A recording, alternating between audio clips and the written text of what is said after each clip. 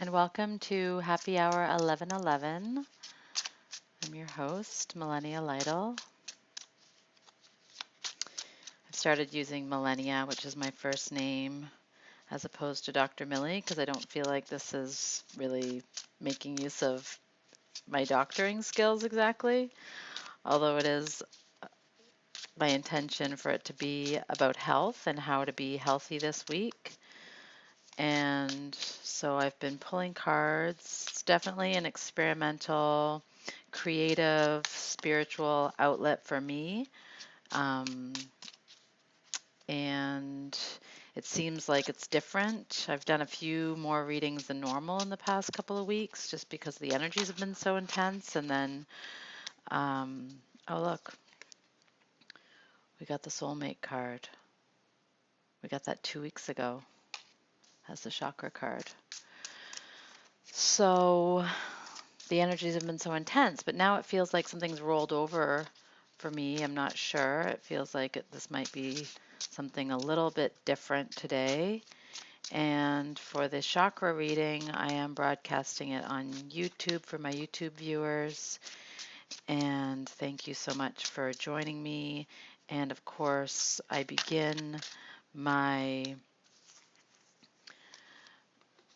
Happy Hour 1111 sessions. I've been beginning them with a chakra reading to see how to be healthy in your energy centers this week, what colors to focus on, which chakra to focus on, to clear, to consider.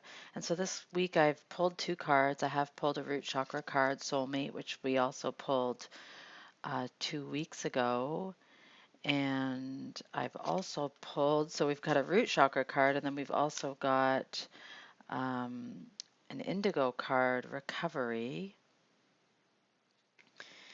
And so we are dealing with the first chakra, and then we are also dealing with the sixth chakra, which is the third eye. And I'm going to read the meditations for the third eye chakra. So recovery, the lilac key, just let me. And the sixth chakra is about seeing the unseen, tapping into our pineal gland, our visual intuition, guidance, secrets, seeing something new that should be revealed. It's about knowing, like a sixth sense knowing or an inner knowing. It's definitely a very spiritual perception when you get used to seeing with your third eye. You start seeing, for me, I don't even see, sometimes I see things like a vision or something, but sometimes I just, it's like it's a mix between imagining that it's there but knowing that it's there and seeing possibilities, I guess, because we always have the decision if we're going to be looking at something from a negative perspective or if we're going to be looking at something from a positive perspective. And we really want to situate ourselves on the positive. We're going through this shift. The shift is coming. A lot of astrology readers and oracle card readers and other psychics have been talking about the shift and the event that's coming. And this is all from the Law of One, um, which I have been reading. And it's a very, very long channeled book. And there is a lot these days about seeing things as doomsday and fatalistic terms, what's happening with the world, what's happening with the economy, what's happening with the politics, or are we just going to rise above it and see things how we want to see them, see things for good, see things with a creative, imaginary, tapped in, enlightened eye. And so it's seeing the unseen, the overall impression of the sixth chakra. And there's there's mystery in it. Since we have to believe what we don't necessarily see. And some people who are used to science, uh, it's spirituality kind of counter. intuit science, because spirituality and especially sixth sense viewing is seeing is not like believing is not necessarily only in seeing. So we don't have to see something in order to believe in it. And yeah, there's a place for science, and I'm not knocking science, but the reductionist, rationalistic approach has, I think, gotten to a point where it's disserving us, and it can also be very fear promoting and fear based. And of course, evidence in science is perverted and twisted and paid for and promoted when people have benefit to gain from it. So it's not always out of pure intention. So that's why we have to tune into ourselves and see the world as we want to see it, as opposed to hearing it how it is on the media, how it's portrayed on the media or in the news, or environmental disasters or world disasters of all kind. I've been unsubscribing from YouTube presenters recently. I mean, I'm very into cryptocurrencies, and I started following somebody because it was recommended to me, and normally I do kind of am interested in so quote unquote conspiracy theories, although I don't agree with that term necessarily, but that's a way we can all understand what's going on in the world, or, another point of view that doesn't align with, let's say, the government. And but I've been unsubscribing from people because they're too fear-based. It's too, oh, nothing good is going to happen, which I'm completely opposed to. I think that everything good is going to happen. And so if you sit in the point of view that good is going to happen, then that's what you're going to experience. And I'm not talking about being delusional. I'm not talking about um, being oblivious and maintaining oblivion or maintaining ignorance. I'm talking about tapping into that spiritual sense and finding the good, looking for the good, and being dedicated to that. You have to be dedicated to looking for the good. Even when things look like on one side like they might be wrong and bad, there's a flip side to it. There's a light side, and you have to look towards that. So, health is becoming much more spiritual. Energy is really taking over. I mean, I am a nutritionist, I'm a naturopathic doctor. We work with things from the earth, food, plants, but then it does get into energetic realms like homeopathy, which is, originally something from the earth, but it's been diluted and created an energy around it, an energetic blueprint, and that's actually what does the medicine. Or acupuncture, you can look at acupuncture two ways because it's a physical medicine in one sense, but then it's working with energy, with yin and yang. And so there's a physicality to those essences. I mean, there's a physicality to blood, yang, blood, yin, but then there's an energy to yang, which is like the dry energy, the vapor, so that the invisible current, let's say, it could be chemical um, or electrical. So we can't see it on that level, but we know that it's functioning and it is measurable in some way. So acupuncture is working with both physical and energetic. Um, but then there's other healing methods that really only work with energetic. Like I've been getting pranic facials, which just where they work with crystals, but there's no touching. And it's a facial, but there's absolutely no touching. You just do a meditation, and somebody kind of works around you.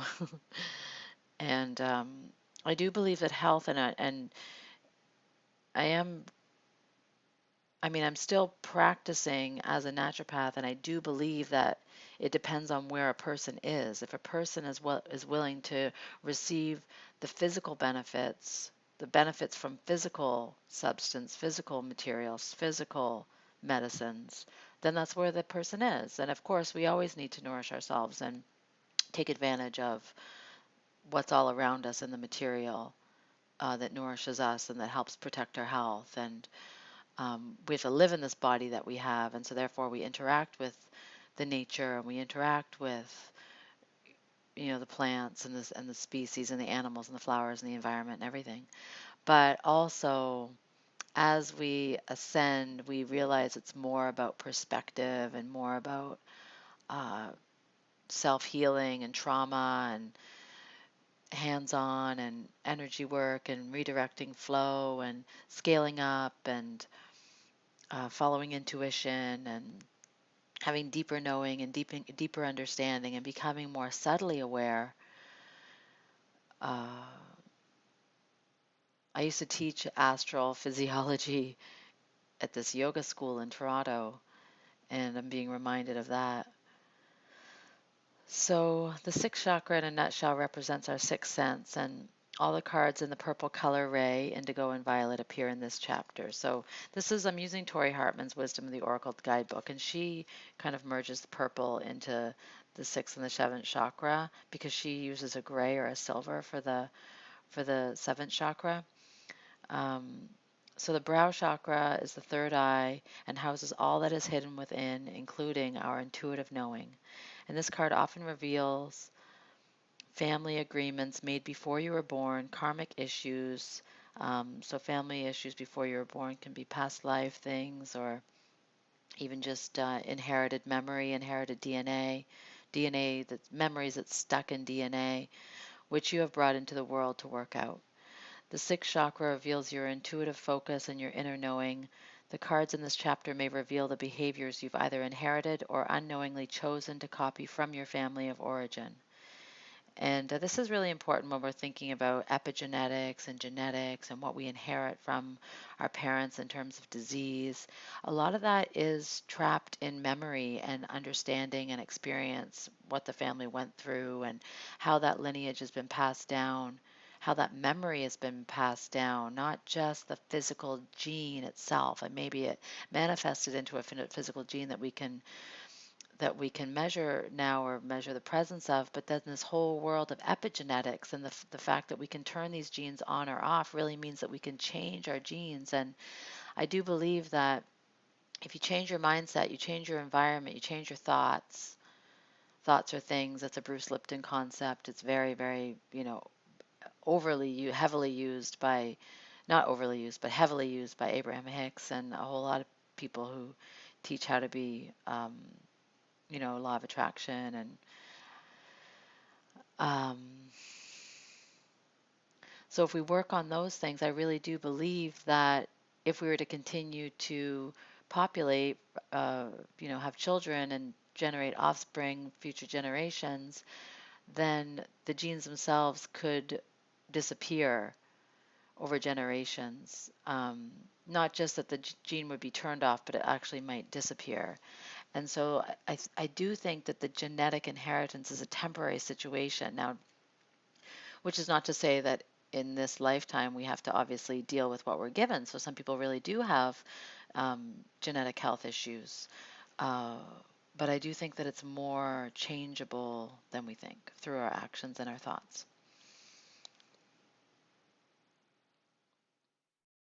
And so this reflects where you are in terms of your own awareness and reveals your willingness to do your own soul searching. Are you living your past into the future? Faith is the unspoken element here. All intentions are fulfilled with the help of spirit. So, this reading I like to do is how we center ourselves in our chakra this week. And so this card is recovery that I've pulled. And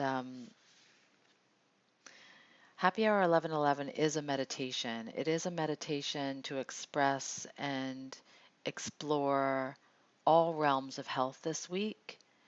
And so even while I'm talking, um, the tone of my voice is rather soft or deep and I do that because I want you to be able to drift off and meditate throughout this experience. And so if you haven't already, if you're doing a walking meditation, that's fine. You can walk with this meditation or you can lie down or be in a comfortable position, whatever feels good for you to be receiving this information.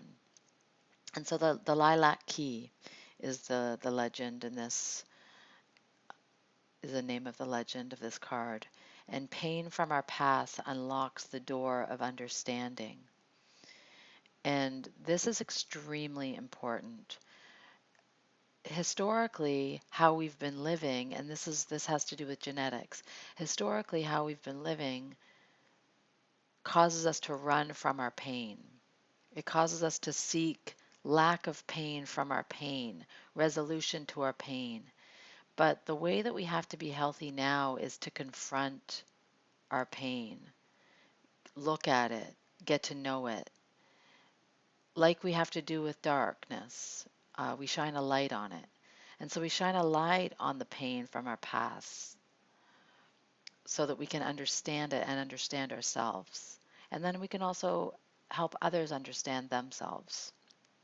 And especially if this, that this is twin or other family members or your children or your spouse.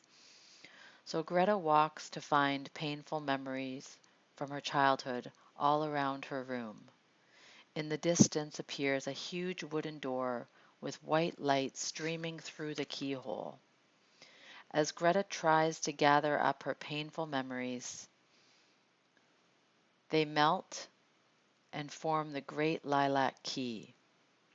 She places the key in the lock, and a wave of fear engulfs her. The door opens, and the pain and the fear recede. Clarity comes. Survival is no longer enough. Inspiration. Once the key has been used to open the door, you will have a new way of living, one without keys. Where you are heading, there are no locks. And so this is the Akashic Record Room. Um, do we have to be tied to our Akashic records, or can we just kind of absorb what we can and swallow and allow the mist to become one with us and release ourselves from it? The personal inquiry of this card is it time to recover a part of me that has been dormant?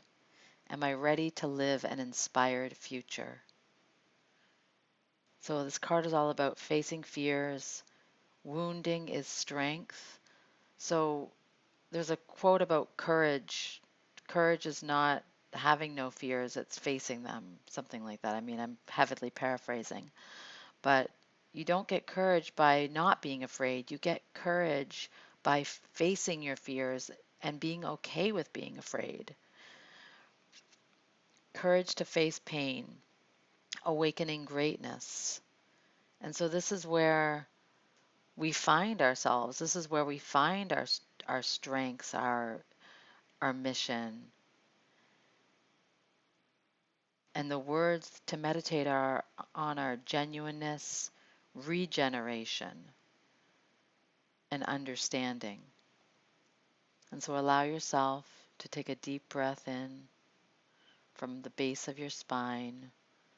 Just take a few breaths, breathing in all light and breathing out all darkness. And if you have to push in order to push past something painful or difficult in order to breathe in light, then specifically send that light breath, that breathing light, to that place, wherever that place is, if you can locate it in your body. And breathe it out as it leaves you. And imagine standing outside a door, holding a string of keys. Each one is a different chakra color: red, orange, yellow, green, blue, indigo, violet. A key calls out to you. Which color calls you? Visualize opening the door with your key. Let the light from the other side wash over you as you enter. Is the light a particular color? Who's with you? What is this journey about? What knowledge about yourself is uncovered? And just allow yourself to sit with that meditation.